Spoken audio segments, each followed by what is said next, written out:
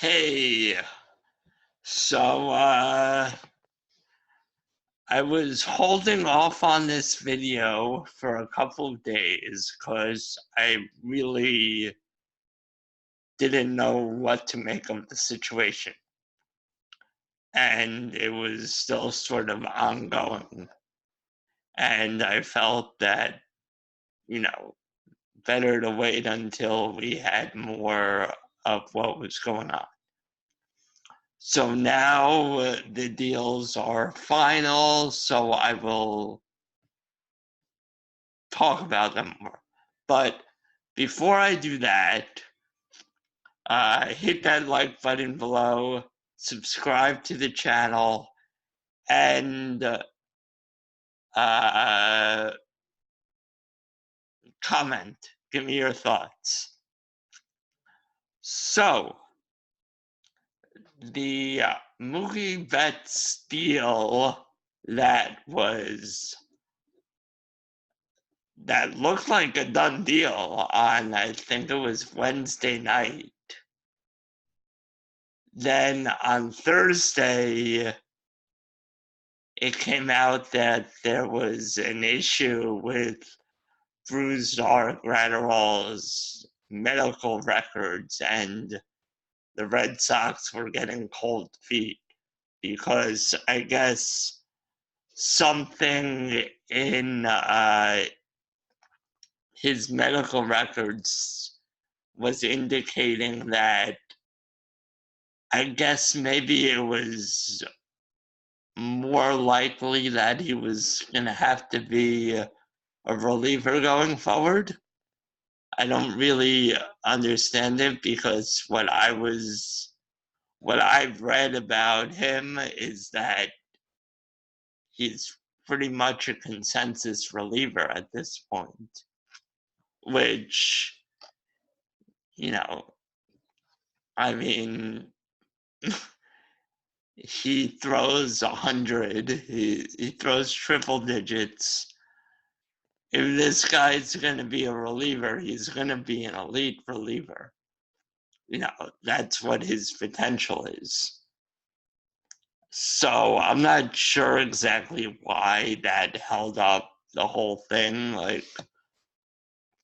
I'm not sure what was going on. But the Red Sox were hesitant.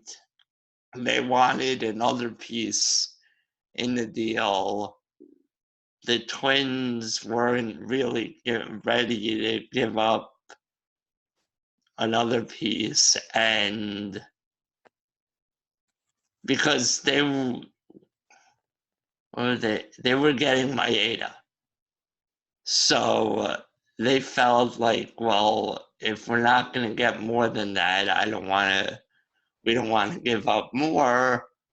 But then I guess the Red Sox weren't going to give up more to the Twins to get more in return, and the Dodgers really shouldn't be giving up more. So the whole thing was messy, and I think that's the problem with 3-team trades, is that if something goes wrong, it's probably very hard to, know which. It's a little hard to put the pieces back together. So the trade is almost official now, and it's so the Red Sox are trading Mookie Betts and David Price and half David Price's salary. So $48 million is going to the Dodgers. And the Dodgers are giving up Alex Verdugo, Jeter Downs, and catching prospect Connor Wong. So that will be the trade. It went from a 3-team trade to now just between the Dodgers and Red Sox. So the Red Sox are getting Alex Verdugo, who, like I've said, was once a top prospect, has fallen off a little, but I'd still consider him a very good player. Someone who could, be a very good player moving forward and maybe improve a little. He's still like only 24. So Jeter Downs is a top prospect in the Dodgers system, top shortstop prospect. He's obviously not their top shortstop prospect. That's Gavin Lux. And there's no way they're dealing Gavin Lux. But Jeter Downs is a very good prospect for the Dodgers. So now he's going to the Red Sox. And they're also dealing Connor Wong, who I'm not too familiar with. I don't really know who he is, but I guess they like Jeter Downs and Connor Wong more than Bruce Dark Gratterall, which makes no sense because I don't know. But so that's that. That's gonna be the Dodgers Red Sox. They completed the deal. Now the Twins are still getting Kenta Maeda. So the deal now is the Twins are going to receive Kenta Maeda along with $10 million cash, so a significant portion of his salary. Not sure exactly how much.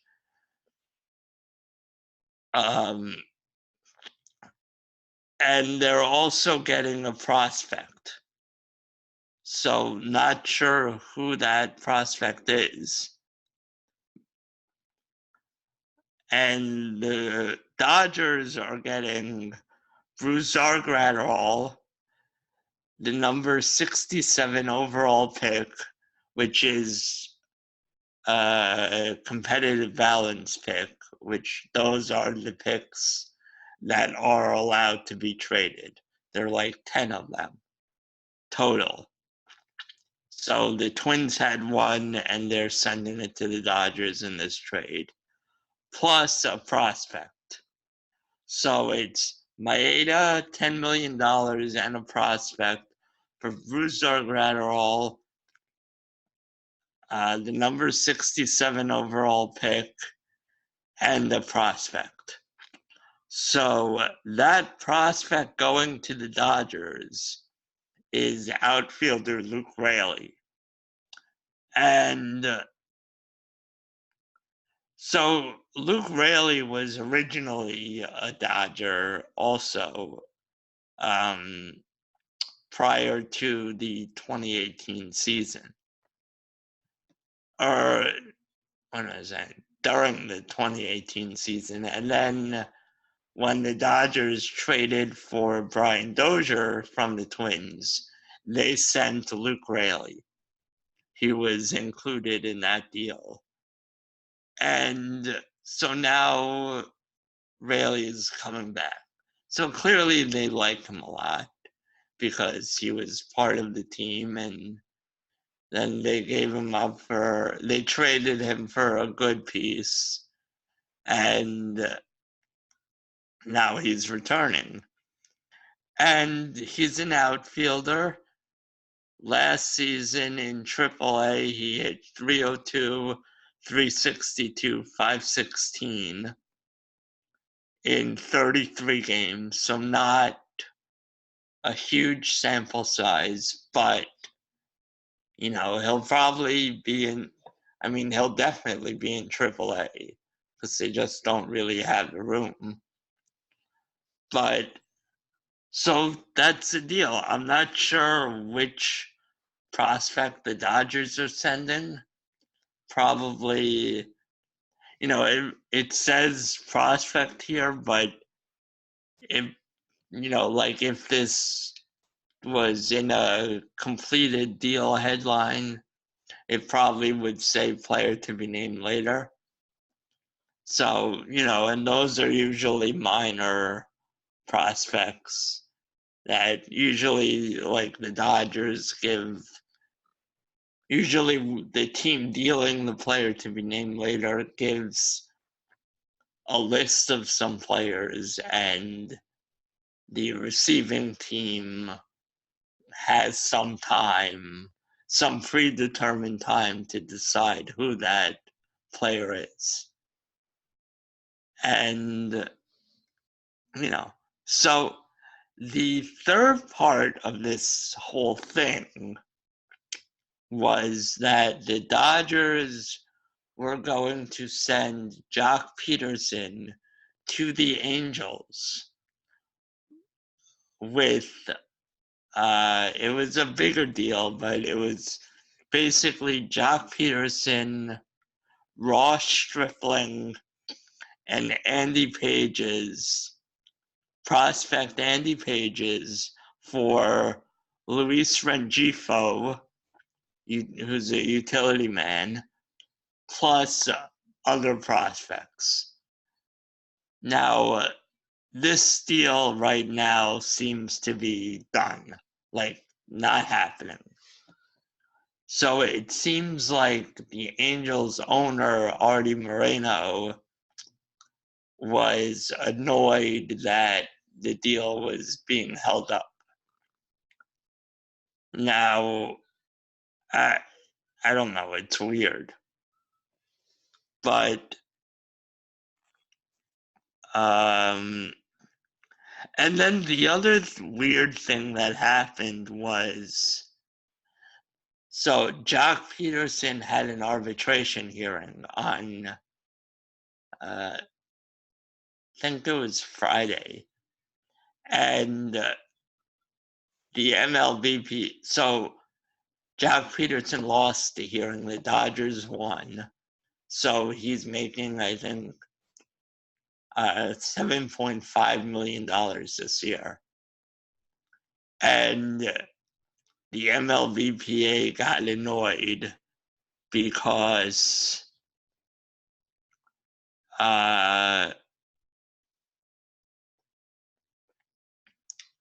so they were just annoyed with the whole situation. Like, he's supposed to be an Angel. At this time, we still thought the deal was happening. So Major League Baseball Players Association was just like, why are the Dodgers doing this?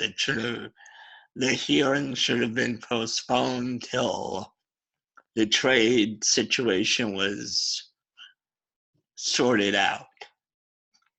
Now, I mean, I don't know, I guess it makes some sense, but at this point, I mean, now it doesn't matter because he's a Dodger anyway, for the time being, unless they decide to trade him again. But, so, right now, their outfield is Betts, Bellinger, and Jock Peterson. And, I mean, they have a bunch of other outfielders too, but I mean, they did just sign Chris Taylor to like a 2-year extension, so I think it just buys out his arbitration years. But yeah, I mean, maybe they explore other trades for Jock Peterson. Maybe Artie Moreno comes to his senses and realizes that it was stupid to get so angry that you turned down the trade that you already agreed to, or your GM already agreed to, and I don't know, he gave orders like the whatever. But either way, it's stupid. And maybe they come back to the table and reach an agreement. Maybe the Dodgers keep Jock Peterson till through the season, or at least till the deadline. I don't know. We'll see. There's a lot that could happen, but I don't know. So that is it. That's the update on this whole crazy trade situation. And yeah, so hit the like button below, subscribe to the channel, hit that subscribe button, and give me your thoughts. What do you think? Do you think Artie Moreno's an idiot for doing what he did? Are you upset about Betts being traded if you're a Red Sox fan? Or, I know there's a couple of Padres fans that watch this video. Are you upset that, did you think maybe you had a chance in the 23rd hour to swoop in and scoop up Betts? I don't know. What do you think? Or what do Red Sox fans think? That's the other thing. Because I know some Red Sox fans are really annoyed. But I think there are probably some Red Sox fans who see the writing on the wall, like, get something for him, get something for Betts. If you're not gonna, I don't know, whatever, just comment. So, yeah, that's it. As always, check out the unusefulidiots.com for all things the Unuseful Idiots.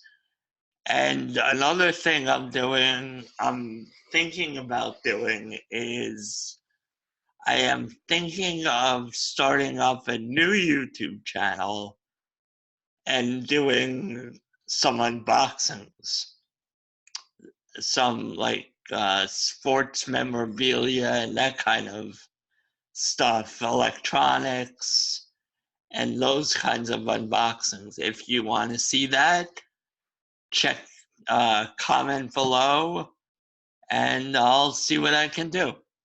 Bye.